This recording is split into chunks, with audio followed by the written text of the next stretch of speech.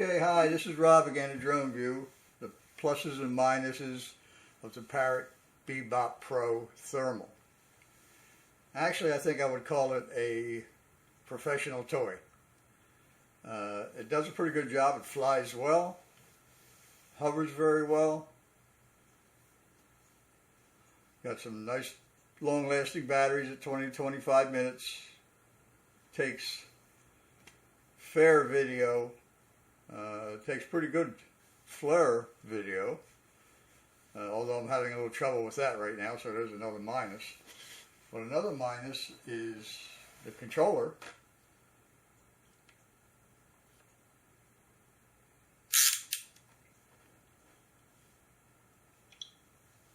My tablet hides the controls,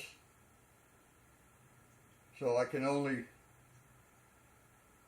maneuver with my thumbs. If you hook a safety belt to it, you have to hook it here. Now you can push down on this and turn it any way you want, which is kind of a plus, but you can't tilt. It only tilts like about an inch.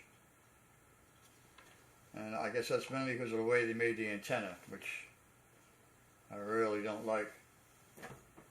So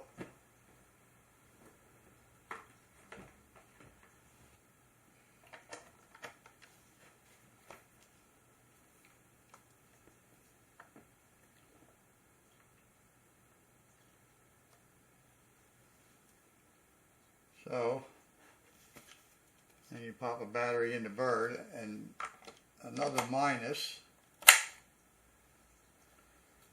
is you turn it on under here.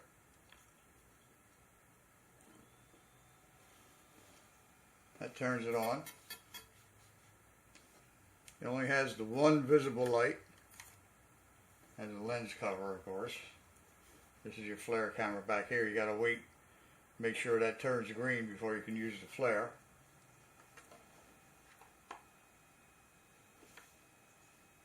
It hooks up pretty seamlessly. As far as the connection goes, which is a plus. As you can see, the camera,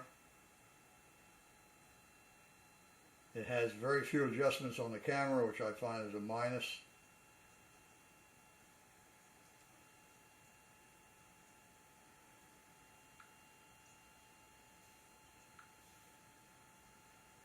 I can't remember where it was there.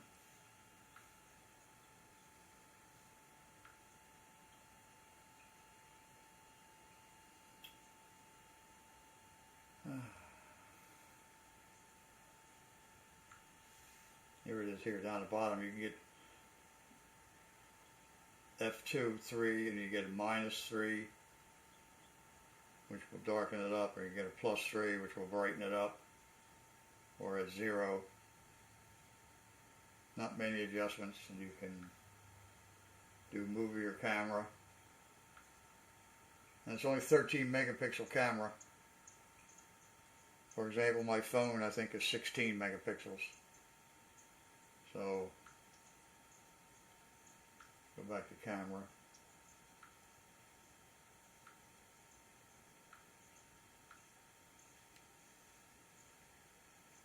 And then you go back. And you can also go, see if I have GPS. See, I don't have any GPS right now because it would show right where I live rather than the whole world. So there's no GPS because I'm indoors.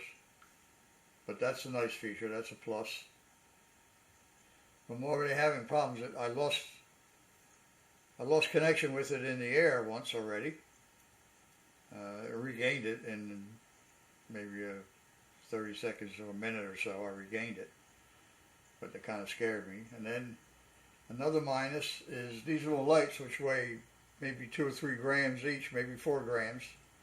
When I tried hanging them on there so I'd have some more lights, it would not fly correctly. As a matter of fact, I crashed it into my car, but no damage to the bird or the car. It was only about 4 feet high. But like I say, I think it's just a professional toy. Although the Flir camera does work very well, and you can take it off and you can attach it to your telephone and use it also. So that's kind of a plus. and the adapters for the electric chargers. It has a multitude of adapters, so you can go to any country and plug it in. So that's about it.